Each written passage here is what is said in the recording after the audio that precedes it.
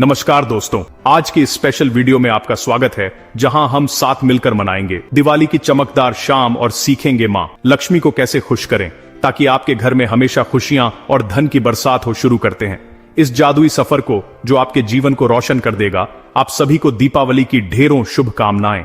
दिवाली यानी कि रोशनी, खुशहाली और मां लक्ष्मी के आगमन का पावन पर्व। इस दिन अगर सही विधि विधान से मां लक्ष्मी और भगवान गणेश का पूजन किया जाए तो साल भर घर में सुख, समृद्धि और धन की वर्षा बनी रहती है।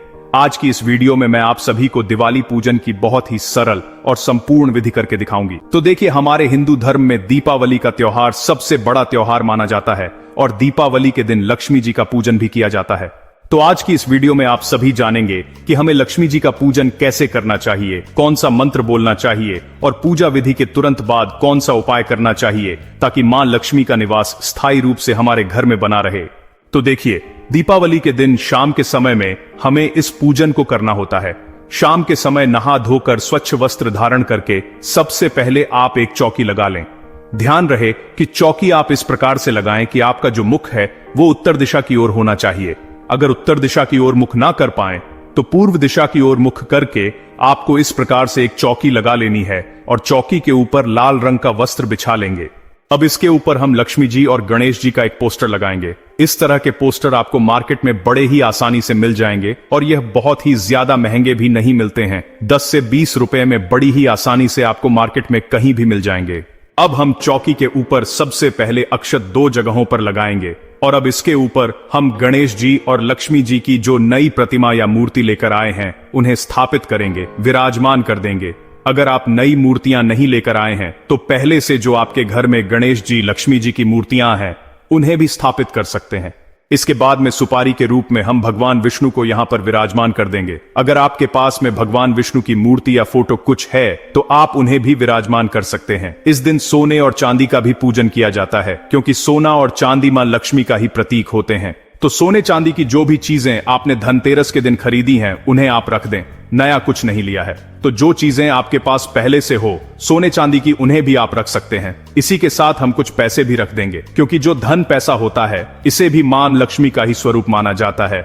और साथ ही में धनतेरस के दिन अगर आपने कोई बर्तन वगैरह खरीदा है तो उसे भी हम यहीं पर रख देंगे। अब देखिए, जो दिवाली की पूजा है ये एक बहुत ही बड़ी पूजा मानी जाती है, तो इस दिन कलश स्थापना करना बहुत ही शुभ रहता है। अगर आपके पास समय है तो कलश स्थापना इस दिन जरूर ही कीजिएगा। तो जहां आप बैठे हुए हैं अपने हाथ से लेफ्ट हैंड की तरफ यानी कि लक्ष्मी जी के राइट हैंड की तरफ में हमें अक्षतों की एक ढेरी लगानी है।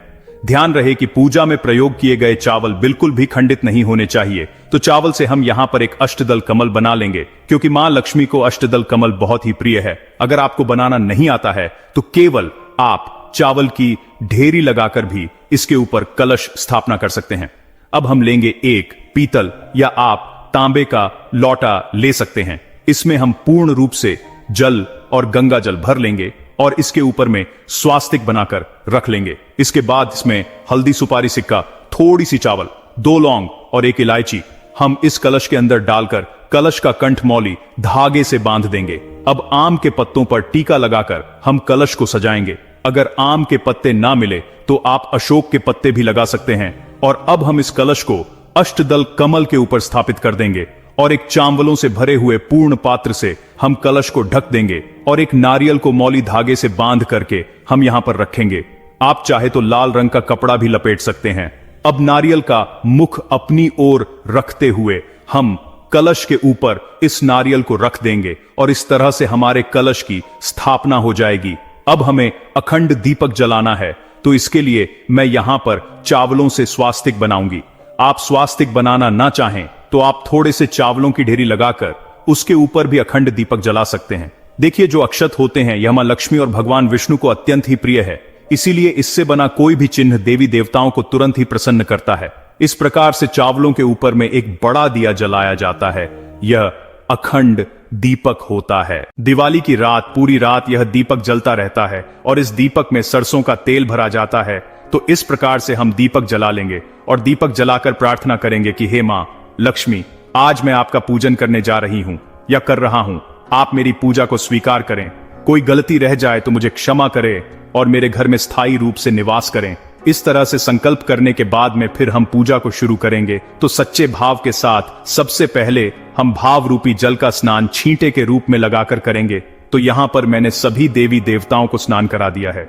स्नान कराने के बाद में फिर वस्त्र रूपी भावना के साथ हम मौली या कलावा जो है वह समर्पित करेंगे। तो यहां पर सबसे पहले गणेश जी को, मां लक्ष्मी जी को, भगवान विष्णु को, कुबेर देव को, सरस्वती माता को, हमने सभी को सोना, चांदी, जो भी चीजें आपने रखी है, कलश, देव को तो हमने पहले से ही मौली धागा बांध दिया है। तो इस प्रकार से वस्त्र की भावना से हम सभी को मौली समर्पित कर देंगे। और अब हम सभी को तिलक करेंगे। भगवान श्री गणेश जी को मां लक्ष्मी को, सरस्वती माता को कलश, देव को अखंड, दीपक को, सभी को हम तिलक करेंगे। साथ ही पूजा में जो भी परिवार के सदस्य सम्मिलित हैं उन्हें भी हम तिलक करेंगे। और अब हम सभी पर अक्षत समर्पित करेंगे। इसके बाद हम गणेश जी को जनेऊ समर्पित करेंगे।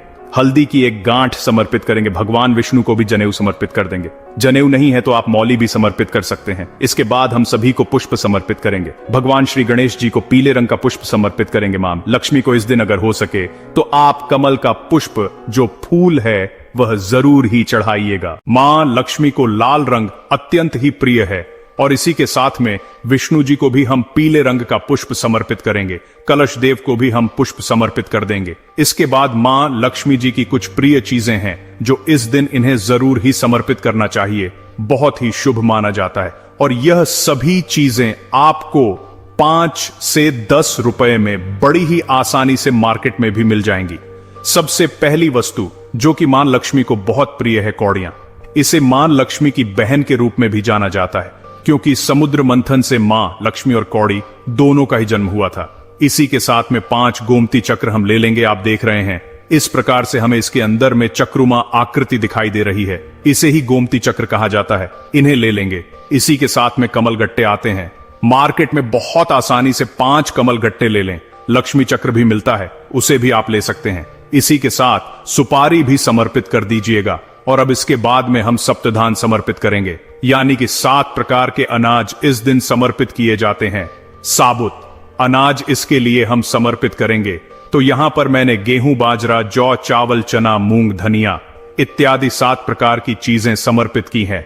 आप चाहे तो कोई भी 7 प्रकार के अनाज यानी कि सप्तधान समर्पित कर सकते हैं। सप्तधान समर्पित करना बहुत ही शुभ माना जाता है। तो दीपावली को आप सप्तधान जरूर ही समर्पित कर दीजिएगा। और इन सप्तधान में मैंने धनिया जो है, साबुत धनिया, वह भी समर्पित कर दिया है।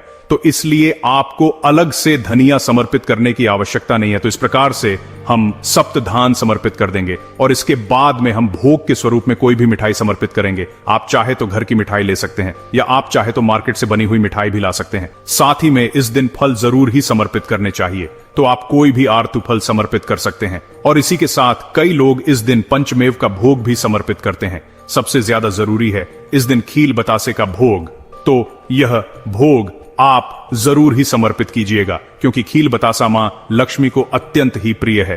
तो हम यहां पर सभी को थोड़ी थोड़ी मात्रा में खील बतासे का भोग समर्पित करेंगे। और जो बर्तन आप नया खरीद कर लाए हैं उसमें भी थोड़ी मात्रा में खील बतासा जो है वह हम छिड़क देंगे। और अब इसके बाद में 2 पान के पत्ते हमें लेने हैं। 2 पान के पत्ते ना मिल पाए तो 1 पान का पत्ता भी आप ले सकते हैं।